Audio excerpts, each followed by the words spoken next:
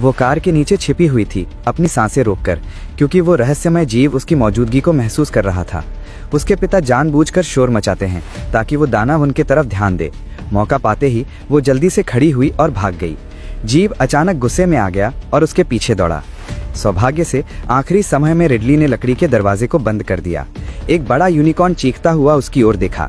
वो धीरे धीरे अपना सिर उठाती है। यूनिकॉर्न अपने होश में आता है और अपना सींग लकड़ी के दरवाजे से घुसाता है। वो धीरे धीरे अपना हाथ उठाती है। उसकी चेतना यूनिकॉर्न की चेतना से मिलती जुलती लगती है और कई तस्वीरें उसके दिमाग में भर जाती हैं। एक गोली की आवाज़ इस अजीब कनेक्शन को तोड़ देती है। यूनिकॉर्न मुड़कर दूसरों की ओर दौड़ पड़ता है।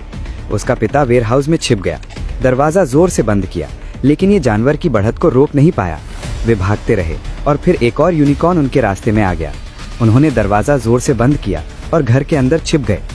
दो बड़े यूनिकॉर्न अपने बच्चों की तलाश में आंगन में खोज रहे थे। उनका बच्चा विला के अंदर पड़ा था।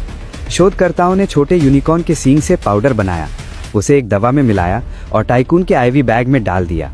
टाइकून, जो मौत के करीब था, पुनर्जीवित हो गया। उसका कैंसर और ट्यूमर पूरी तरह ठीक हो गया। उसने शोधकर्ताओं को उसका सींग काटने का आदेश दिया। उसने उनके कनेक्शन के जरिए वही दर्द महसूस किया।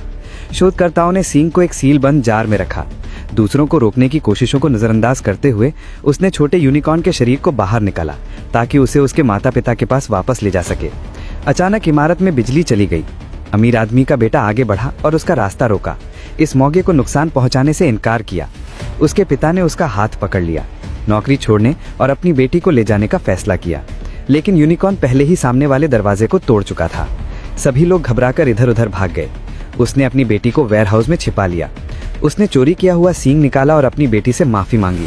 कहा कि उसे पहले उसकी बात सुननी चाहिए थी। उसने उसे माफ कर दिया। फिर उसे दरवाजे से बाहर धकेला और बाहर से ताला लगा दिया।